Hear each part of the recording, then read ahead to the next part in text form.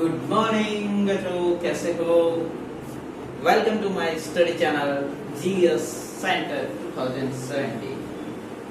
मेरा विजन यही है, 27 इसीलिए लगता है, मैंने आपका कमेंट मैंने देखा है 27 मैंने इसीलिए लिखा है कि 27 तक पूरे राजस्थान में जितने भी ऐसे बच्चे हैं जो बड़ी बड़ी कोचिंगों में पैसे नहीं दे पा रहे और बड़ी बड़ी स्कूलों में जैसे जहाँ की 60,000 70,000 ऐसी फीसें वो नहीं दे पा रहे और अच्छी क्वालिटी के रूप में स्टडी नहीं कर पा रहे, उनके लिए ये मेरा चैनल एकदम फ्री रूप से। मैं 10th बोर्ड के लिए कभी भी इसके ऊपर शुल्क नहीं लगाऊंगा। आप ज़्यादा से ज़्यादा इस वीडियो को और इस चैनल को शेयर करें। Thank you. हाँ, चलिए अब देखते हैं। कल की क्लास थी अपनी पार्ट फर्स्ट सेकंड चैप्टर का एसिड बेस और अम्ल के बारे में पढ़ा, सार के बारे में पढ़ा और क्या और कुछ पढ़ा ही नहीं, अभी पढ़ेंगे। अम्ल और क्षार और सूचक के बारे में पढ़ा। सबसे पहले ये पढ़ा था कि हमने सूचक अम्ल और क्षार। अम्ल क्या करते हैं? H+ आयन देते हैं जली विलयन में और खट्टे होते हैं, और क्या करते हैं कि अम्लीय धातु के साथ रिएक्शन करके हाइड्रोजन गैस बनाते हैं और धातु के कार्बोनेट या कार्बोनेट के साथ रिएक्शन करके CO कार्बन डाइऑक्साइड और जल बनाते हैं। और इसके बाद में सार के बारे में पढ़ा कि सार कड़वे होते हैं, OH- आयन देते हैं, जलीय विलयन OH- आयन देते हैं।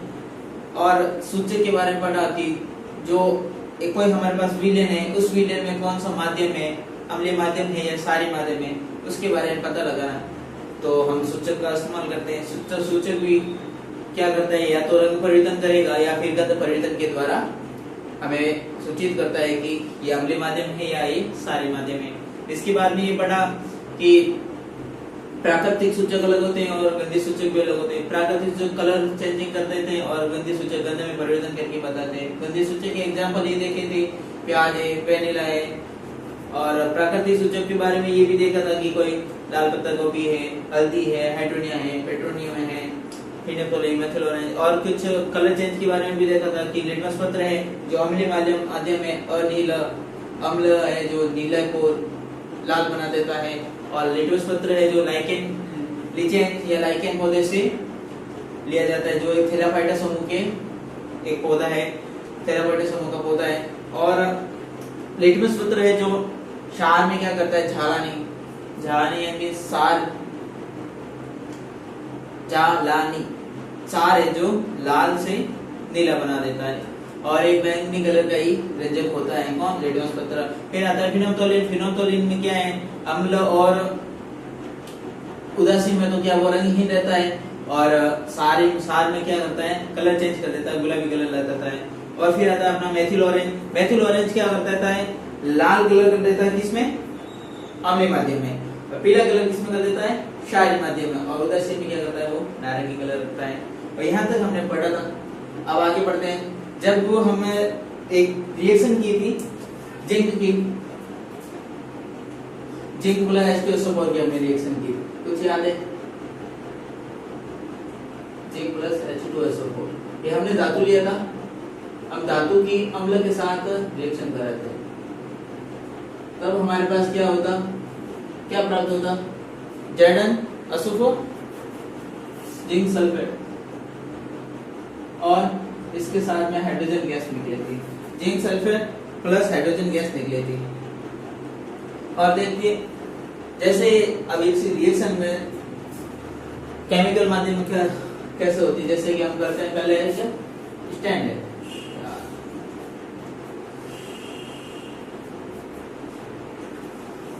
Zn-SO4।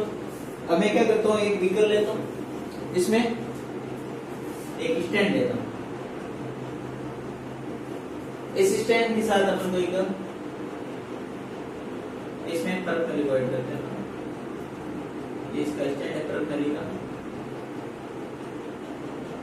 इस परत नली को ऊपर से रबड़ की रॉड से बस अच्छी तरीके से पैक कर देते हैं, ठीक है। अब पैक करने के बाद में ये देखते हैं कि इसके अंदर कुछ जिंक के टुकड़े रख देते हैं, ये अपना जिंक। इस जिंक में हम क्या डालते हैं H2SO4।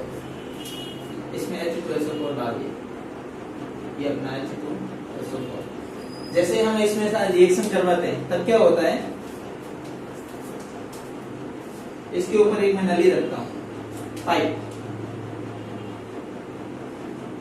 इस पाइप का सीधा कनेक्शन रखता हूं मैं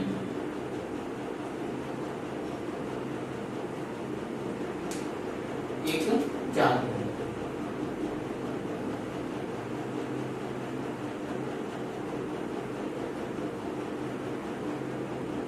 इस जार में क्या है, मैंने जल रखा है सिर्फ, ठीक है, चलिए साहब, जल रखा है मैंने। इस जल में क्या होता है,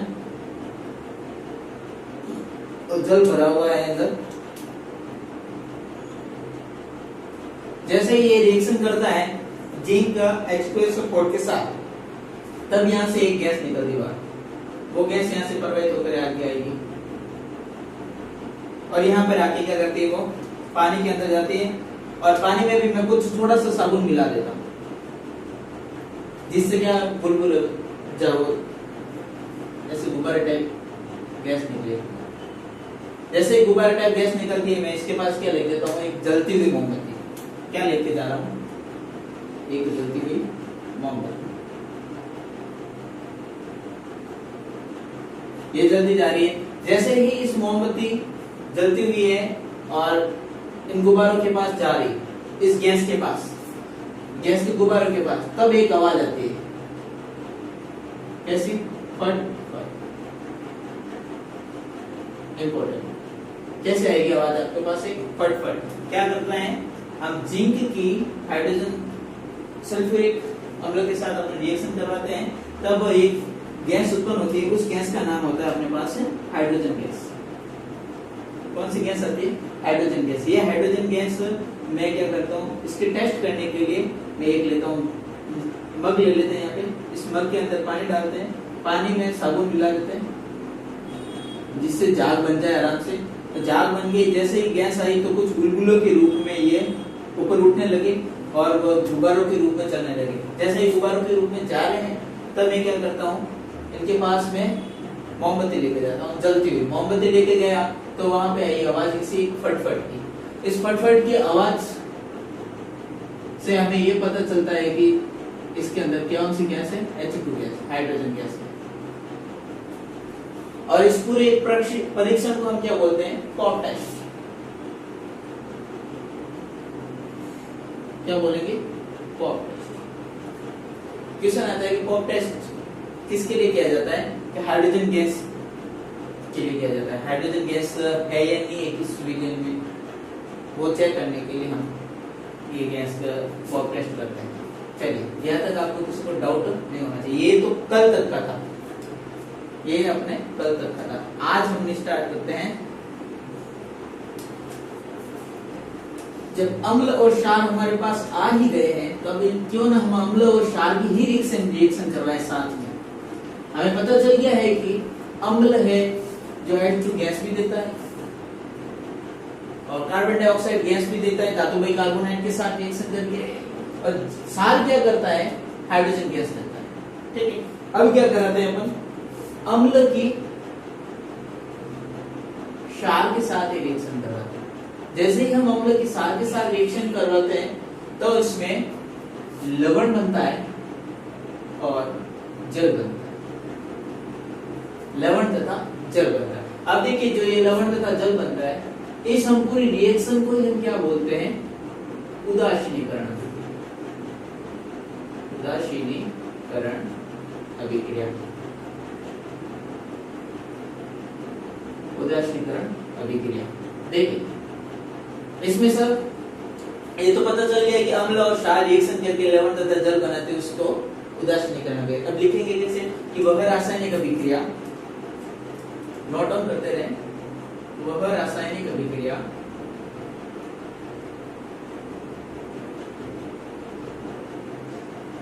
जिसमें अम्ल व क्षार अभिक्रिया करके, अम्ल व क्षार अभिक्रिया करके लवण तथा जल बनाते हैं, लवण तथा जल बनाते हैं, उसे उदासीनीकरण भी कहते हैं। उदासीनीकरण अभिक्रिया कहते हैं, उदासीनीकरण अभिक्रिया कहते हैं। सिंपल तो समझ में आ गया। चलिए अभी क्या कराते हैं, कुछ रिएक्शन करवाए। क्या करवाते हैं, अम्ल लेते हैं पहले तो HCl प्लस क्षार ले लेता हूं NaOH, दोनों की रिएक्शन करवाते हैं। तो पहले तो जल तो निकाल ही देते बाहर, जो बचा है उनको लिख देते हैं NaCl। ये क्या है भाई, अपना सोडियम क्लोराइड, जिसको हम क्या बोलते हैं, नमक। यहाँ तक क्लियर। अब इसमें क्या होता है, जब हम उदासीनीकरण अभिक्रिया कर ली, अब एक समय ऐसा करते हैं हम, अम्ल या फिर क्षार, दोनों में से एक चीज को ले रहे हैं, इन दोनों में से एक को लेकर हम जल के साथ रिएक्शन करवाते हैं, इसकी जल के साथ रिएक्शन करवाते हैं। तब इसमें क्या होता है, इसमें जितने भी जो आयन होते हैं इनके अंदर उपस्थित आयन, इन आयनों में जब हमें इसकी रिएक्शन अम्ल की और जल के साथ रिएक्शन करवाते हैं, इसमें जो उपस्थित आयन है, इनमें इन आयनों में इकाई आयतन सांद्रता की कमी हो जाती है, सांद्रता की कमी हो जाती है। इंपॉर्टेंट से याद रखना कि जब हम अम्ल की क्षार के साथ रिएक्शन करवाते हैं, तो इसमें जो अम्ल की जल के साथ या क्षार की जल के साथ रिएक्शन करवाते हैं, तो जो इसमें उपस्थित आयन, इसमें इकाई आयतन सांद्रता में क्या हो जाएगी, कमी। इस इकाई आयतन सांद्रता में कमी, इसी को हम क्या बोलते हैं, एक अच्छा सा नाम आएगा अपने आप। क्या नाम है इसका, तनुकरण। कौन महानुभाव है अपने, तनुकरण। प्रश्न आता है तनुकरण किसे कहते हैं। तनुकरण किसे कहेंगे कि अम्ल की जल के साथ रिएक्शन करने पर उसमें इकाई आयतन सांद्रता में कमी हो जाती है। कितनी इकाई आयतन सांद्रता में कमी हो जाती है, उसे हम क्या बोलते हैं, तनुकरण। तनुकरण। फिर हम क्या करते हैं, उदासीनीकरण में क्या हुआ, अम्ल और क्षार ले।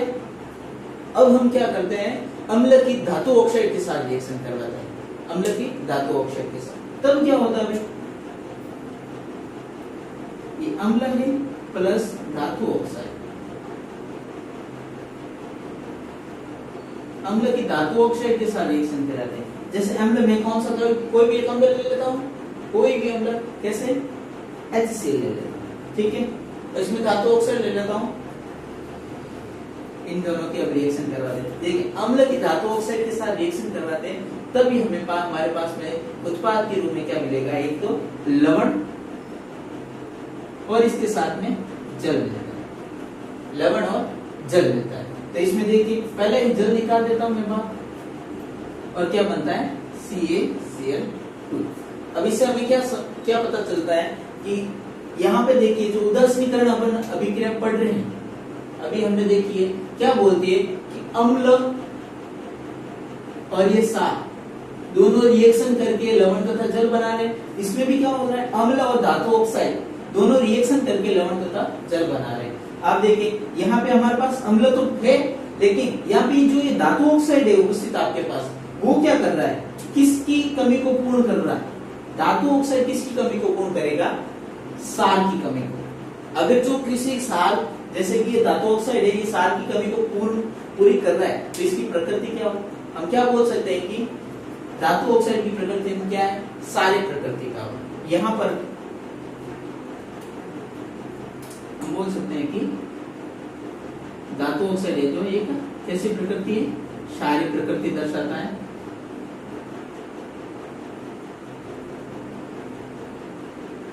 ऐसे कैसा मैं एक रिएक्शन करवाता हूं, अगर अम्ल है और धातु ऑक्साइड है, अब मैं करवाता हूं किसकी, क्षार की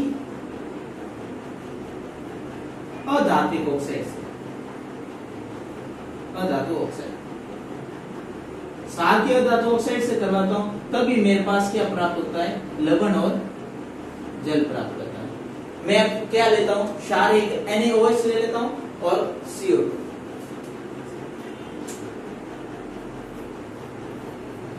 NaOH और CO2। ये कोई जरूरी नहीं है कि मैं ले रहा हूँ तो यहाँ पे लो, अलग ले सकते हो, क्षार कोई भी ले सकते हो, अधात्विक ऑक्साइड कोई भी ले सकते हो।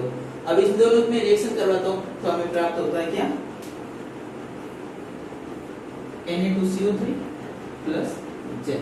इसमें क्या होगा, ये जो आपके पास लवण प्राप्त होगा, इसमें भी देखिए लवण का जल बन रहा है और क्या क्षार क्या धातु ऑक्साइड। यहाँ पर सारी प्रकृति कौन दर्शा रहा था, धात्विक ऑक्साइड, और यहाँ पर क्या होगा, क्षार के पास कौन है, अधातु ऑक्साइड। अधातु ऑक्साइड कौन सी प्रकृति दर्शाएगा भाई, कौन सी, अम्लीय प्रकृति दर्शाएगा। अधात्विक ऑक्साइड क्या बनाएगा, अम्लीय प्रकृति दर्शाएगा।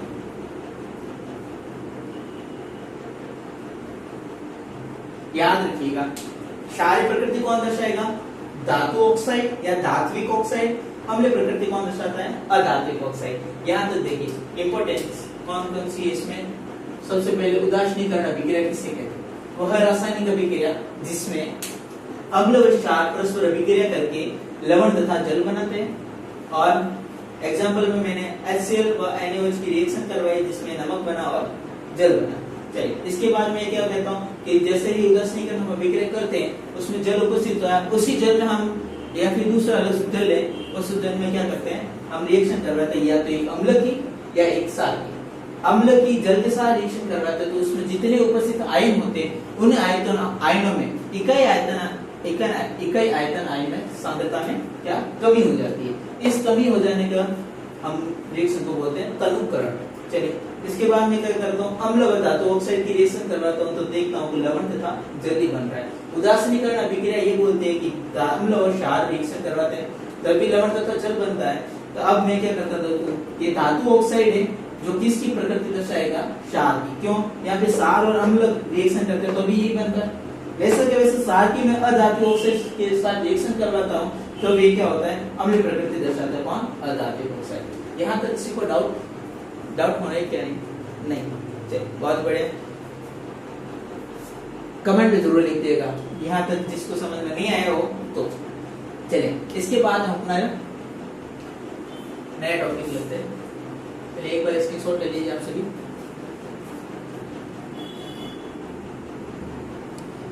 अच्छा तो स्क्रीनशॉट ले लिया होगा। इसके साथ में एक देख लेते हैं कि जो ये जल है,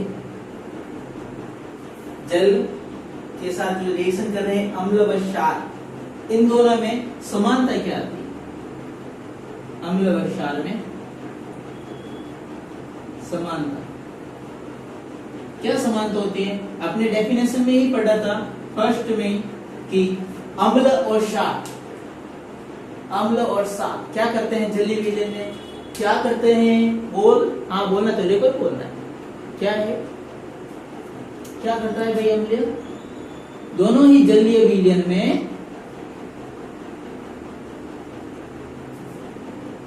अरे भाई ये देते हैं क्या, आयन देते हैं, आयन देते हैं। अब अम्ल कौन सा आयन देगा, H+ और क्षार कौन सा देता है, OH-। प्रश्न आता है अम्ल व क्षार में समानता बताइए, तो आप क्या लिखोगे, दोनों ही जलीय विलयन में आयन देते हैं, आयन विसर्जित करते हैं। इसे अम्ल देता है H+ आयन और क्षार देता है OH- आयन, हाइड्रोक्साइड है। चलिए यहाँ तक जल्दी से आप नोट डाउन कर दीजिए। अब हम पढ़ते हैं अम्ल व क्षार की प्रबलता के बारे में। क्या पढ़ते हैं, अम्ल और क्षार की प्रबलता कैसे, अम्ल व क्षार की प्रबलता। ये प्रबलता को ज्ञात करने के लिए कुछ हमारे पास उपकरण होता है, उस उपकरण का नाम हमने दिया है क्या, pH स्केल। क्या नाम दिया है, pH स्केल। pH स्केल से हम क्या कर सकते हैं, क्या नहीं कर सकते हैं, क्या कर सकते हैं वही देखना आपने, क्या नहीं, क्या जो नहीं कर सकते वो नहीं कर सकते। इसमें जो कर सकते हैं वो इम्पोर्टेंट है, क्या है कि हम इससे किसी भी विलयन में उपस्थित हाइड्रोजन आयन, किसी भी विलयन में उपस्थित हाइड्रोजन आयन की सांद्रता ज्ञात कर सकते हैं। क्या कर सकते हैं अपन, किसी भी विलयन में हाइड्रोजन आयन, चलिए हाइड्रोजन आयन की सांद्रता को माप सकते हैं या फिर ज्ञात कर सकते हैं, तो ज्ञात कर सकते हैं। इससे पीएच स्केल से हम क्या कर सकते हैं कि किसी भी विलयन में हाइड्रोजन आयन की सांद्रता को हम ज्ञात कर सकते हैं। इसमें पी क्या, इसमें पी है जो है पोटेंस, क्या नाम है, पोटेंस, या फिर इसको बोलते हैं, जर्मन शब्द है इसका, पोटेंस जर्मन शब्द है,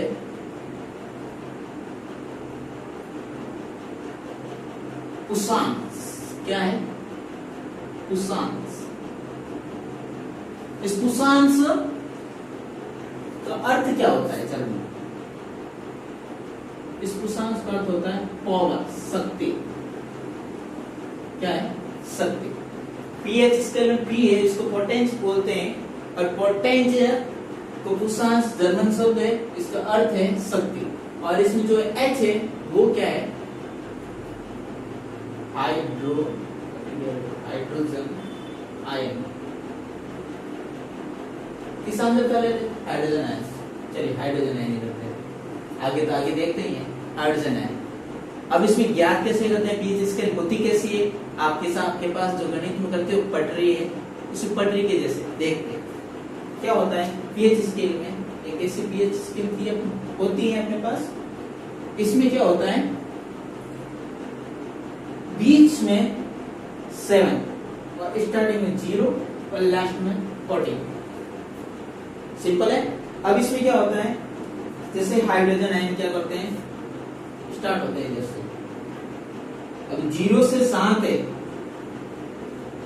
यहां तक तो रहेंगे कौन, अम्ल, ठीक है। और 7 से यानी 7.1 से और यहाँ पर 6.9 तक, 7.1 से 14 तक रहेंगे कौन, क्षार। इनको क्या जमी जायजा देके अलग कर रखा है। चलिए, और यहाँ पे कौन रहता है, उदासीन। कौन रहता है, उदासीन। चलिए, यहाँ पे जैसे जैसे पीएच का मान, इसका पीएच का मान क्या करता है, बढ़ता है। देखिए पीएच का मान कैसे बढ़ेगा, इस साइड में बढ़ेगा पीएच, जैसे जैसे पीएच का मान बढ़ता है तब क्या होता है, hydrogen ion, hydronium ion, hydrogen ion की सांद्रता में क्या हो जाती है, कमी। जैसे जैसे मीन्स क्या बोल सकते हैं कि पीएच बढ़ रहा है तब क्या होगा, हाइड्रोजन आयन बढ़ जाएगा, ठीक है। तब H प्लस H घट जाएगा। जब हाइड्रोजन आयन बढ़ेगा तब पीएच क्या हो जाएगी, कम हो जाएगी। सही है, सही है। हाइड्रोनियम आयन इधर जा रहा है, हाइड्रोनियम आयन जैसे कि इधर जा रहा है, बढ़ रहा है, 1 2 3 4 हाइड्रोनियम आयन। हाँ, पीएच का मान हो गया, ज्यादा डीप में नहीं जाने का, अपन को याद रखना का इतना ही है कि पीएच का मान जैसे जैसे बढ़ता है तो H प्लस का मान क्या होता है, कम हो जाता है, या H प्लस का मान अधिक होगा तो पीएच का मान कम हो जाएगा। जैसे इसमें 0 से 6.9 तक बढ़ता है, अगर पीएच का मान होता है तब माध्यम होता है अपना अम्लीय माध्यम, 0 से 6.9 तक। फिर आता है 7 में रहता है उदासीन, और फिर आता है 7.1 टू 14 तक, इसमें रहता है अपना क्षारीय। कैसा रहेगा? क्षारीय माध्यम रहेगा। ये थी अपनी पीएच स्केल। अब पीएच स्केल में भी हमारे शरीर, कुछ हमारे शरीर का भी तो पीएच होगा। हमारे शरीर का पीएच कितना है? 7 से 7.8 तक। कितना होता है हमारे शरीर का पीएच? एकदम 7 शरीर का पीएच 7 से 7.8, 7.4 ले सकते हैं, 7.7, 7 से 7.8 मैक्सिमम रहता है और लगभग में 7.4 हो जाता है। चलिए, और इसके बाद में होते हैं कभी कभी वर्षा होती है, उस वर्षा में वर्षा की पीएच अगर 5.6 से क्या हो जाती है? कम। वर्षा की पीएच 5.6 से कम हो जाती है, उस वर्षा का नाम क्या हो जाता है अपना? अम्लीय वर्षा। वर्षा जल की पीएच कितनी? 5.6 से कम हो जाती है, तो उस वर्षा जल का मान हो जाता है अपना 5.6 से अम्लीय वर्षा। और फिर आता है अपना नींबू का रस।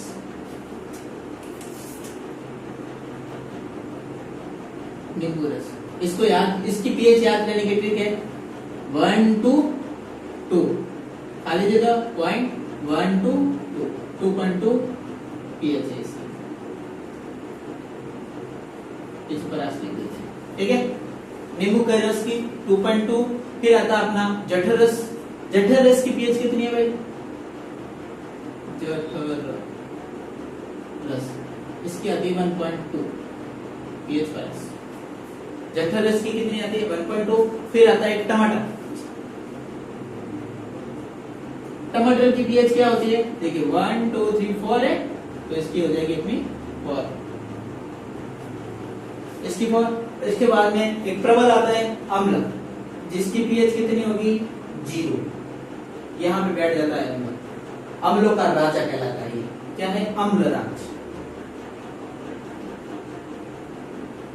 अम्ल भी 2 प्रकार के, सांद्र अम्ल और तनु अम्ल, जिसमें सांद्र अम्ल बोल देते हैं HCl। इसके बाद में आता है क्षारकों में भी तो एक राजा होगा, वो कौन होगा? NaOH, जिसकी पीएच कितनी होगी? 14, 40, ठीक है।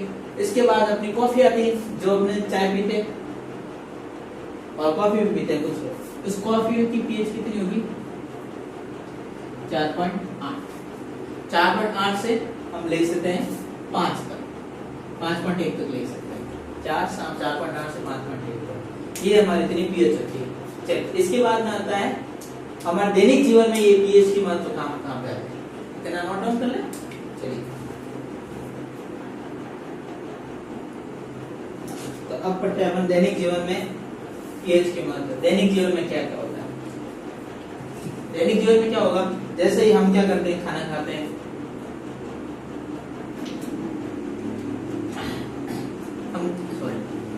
हम खाना खा रहे हैं।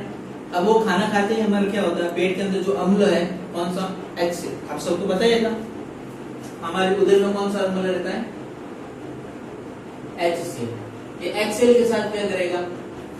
रिएक्शन करता है, और जब वो क्या करता है? अधिक ज्यादा होता है, क्या है? खाना ज्यादा खा रहे हैं कभी कभी, तो वो अधिक अम्लता में चेंज हो जाता है। तब अम्लता अधिक होने के कारण क्या हो जाता है? अपने पेट में खराबी, उदर के अंदर अधिक अम्लता होगी। अधिक अम्लता के कारण पेट अपना क्या हो जाएगा? दर्द करने लगेगा या फिर जलन करने लग जाएगा। दर्द करेगा या फिर जलन करेगा अधिक अम्लता के कारण। तब हमें क्या करना है कि इस अम्ल को उदासीन करने के लिए, अम्लता को क्या करेंगे? उदासीन करने के लिए या फिर अम्लता को कम करने के लिए हम क्या करते हैं? दुर्बल सार लेते हैं। क्या? दुर्बल सार का यूज करते हैं। दुर्बल सार में भी किस किस का यूज कर सकते हैं? एक तो एंटासिड का यूज कर सकते हैं, इसका एंटासिड का,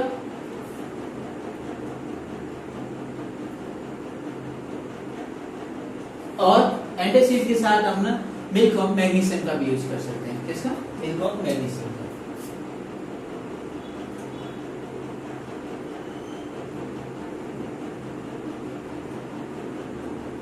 मिल्क ऑफ मैग्नीशियम और एंटासिड का यूज करके हम दुर्बल सार का यूज करके इस अम्लता को कम कर लेंगे, और जिससे क्या हो जाएगा, फायदा क्या होगा, पेट दर्द है जो कम हो जाएगा या फिर खत्म हो जाएगा, पेट दर्द खत्म हो जाएगा।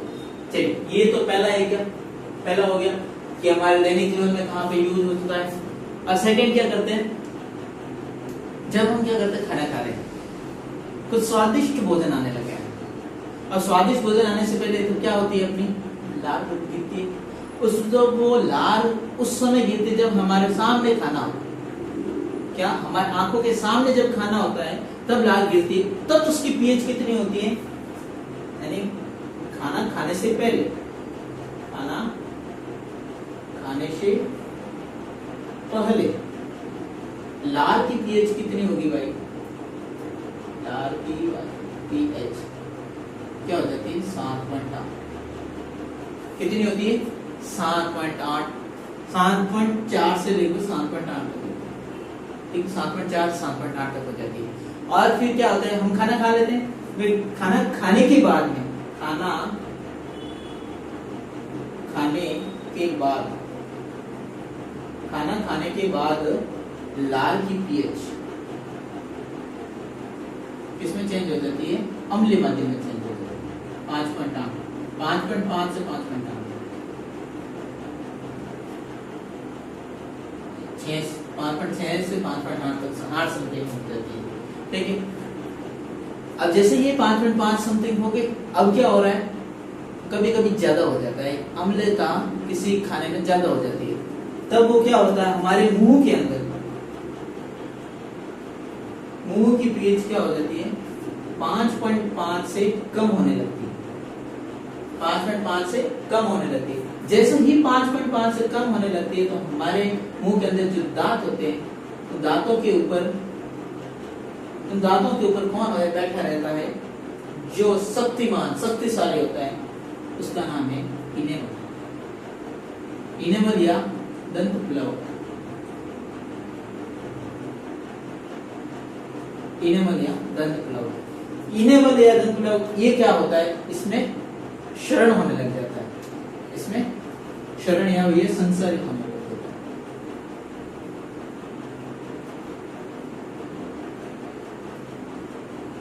कौन, इनेमल या दंत प्लव है जो संसारित होने लग जाता है, कब होगा, जब मुंह की पीएच क्या हो जाएगी, 5.5 से कम होने लग जाती है। अब ये इनेमल क्या हो जाता है, खराब होने लग जाता है। अब आपको ये भी याद रहना चाहिए कि इनेमल है जो बनता किससे बनता है, कैल्शियम और कैल्शियम फास्फेट से,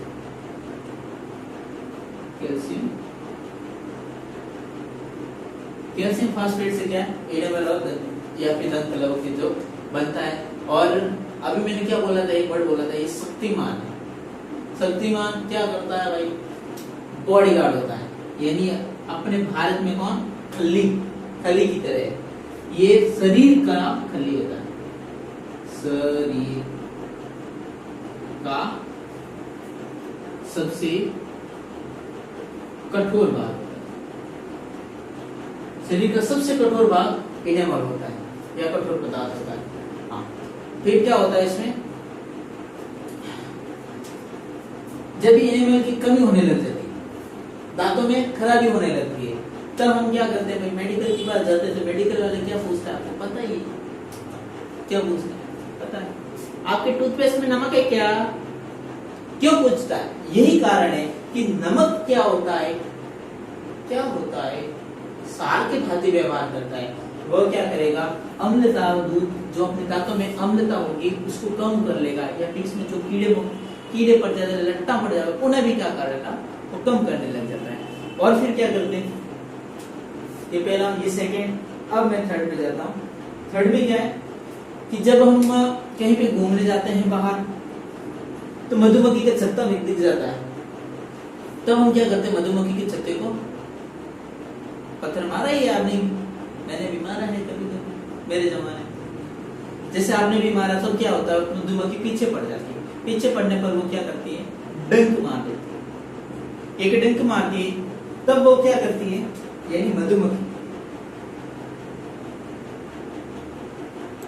मधुमक्खी का डंक। ये मधुमक्खी का डंक क्या है, जैसे ही हमें खाता है तो वो मधुमक्खी का डंक एक अम्ल छोड़ देता है, उस अम्ल का नाम है मेथेनोइक अम्ल। क्या छोड़ देता है, मेथेनोइक अम्ल। इस मेथेनोइक अम्ल के कारण हमारी त्वचा में क्या हो जाता है, जलन क्या हो जाती है, इसके कारण त्वचा में जलन या फिर क्या थोड़ा थोड़ा दर्द होने लग जाता है, त्वचा में जलन या दर्द होने लग जाता है, जिसके कारण हम क्या करते थे, खुजलने लग जाते हैं। अब ऐसा करना नहीं, क्यों, हमारे पास क्या है, उपचार। क्यों, कौन दे रहा उपचार, आपका अपना गोविंद सर। देखिए क्या उपचार है इसमें, आपको क्या करना है, इसमें भी क्या किया था, नमक वाला टूथपेस्ट लिया, अब इसमें भी क्या करते हैं अपन, दुर्बल सार का यूज करें, NaCO3। क्या नाम है भाई, क्या नाम है, बता सकते हो, बेकिंग सोडा। क्या, बेकिंग सोडा। किसका यूज करेंगे आप, बेकिंग सोडा का यूज करेंगे, NaCO3 का। बेकिंग सोडे का यूज करके आप क्या करेंगे, इसमें इस जलन को या फिर जो ये हो रही है, इसमें त्वचा में जलन या दर्द हो रही है, उसको हम क्या करेंगे, समाप्त कर सकते हैं। किसके यूज से, दुर्बल साधकों के यूज से। मींस क्या होता है, जब भी हमारे अंदर अम्लता की ज्यादा हो जाती है, अम्लता ज्यादा हो जाती है शरीर के अंदर या किसी के नृत्य मारने से, तब हम क्या कर सकते हैं, दुर्बल साधकों का यूज करके उस अम्लता को हम खत्म कर सकते हैं। जैसे हम क्या करते हैं, उदर लिया, उदर में क्या था, HCl।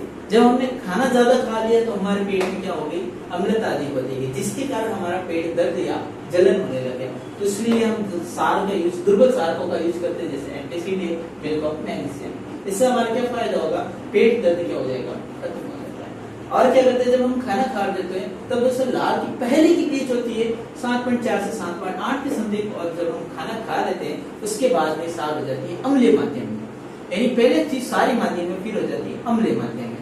फिर हमारे क्या होते हैं, मुंह की पीएच क्या है, जब 5.8 से 5.6 तक होगी, जब हमारे पीएच, मुंह की पीएच 5.5 से धीरे धीरे कम होने लग जाती है, 5.4, 5.2, 5.1 यहाँ तक चलती जा रही है, तब हमारे दांत तो क्या होने लग जाते हैं, संसारित। संसारित में क्या हो जाता है, हमारे जो दांतों में उपस्थित होता है इनेमल, दंत प्लव, वो दंत प्लव क्या हो जाता है, धीरे धीरे संसारित होने लग जाता है। अब ये बनता किससे बनेगा, कैल्शियम फास्फेट से बनता है, कैल्शियम फास्फेट से निर्माण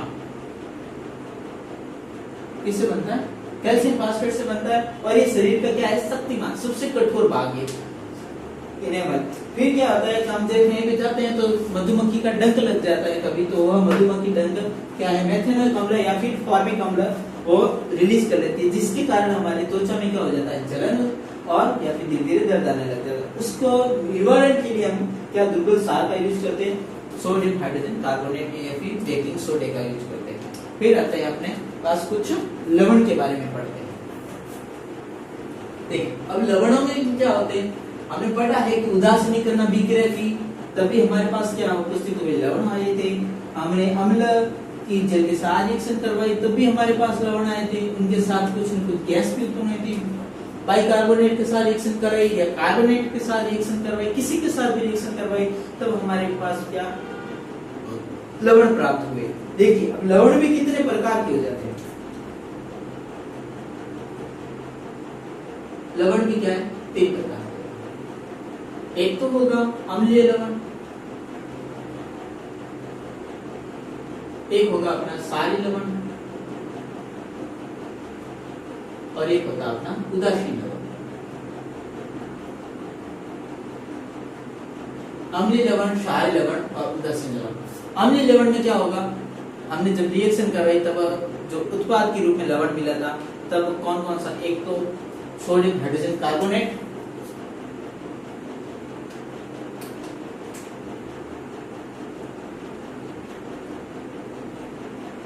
फर्स्ट तो NaCO3 और बाद में लेते हैं NaH, सोडियम NaH।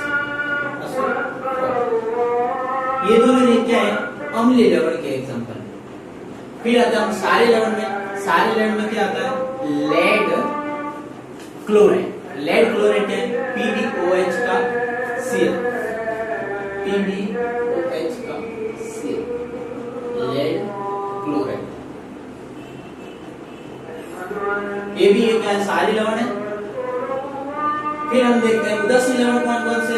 उदासीन लवण तो नॉर्मल NaCl, किस, sodium chloride, potassium chloride, sodium chloride, potassium chloride है, NaNO3 है, K2SO4 है,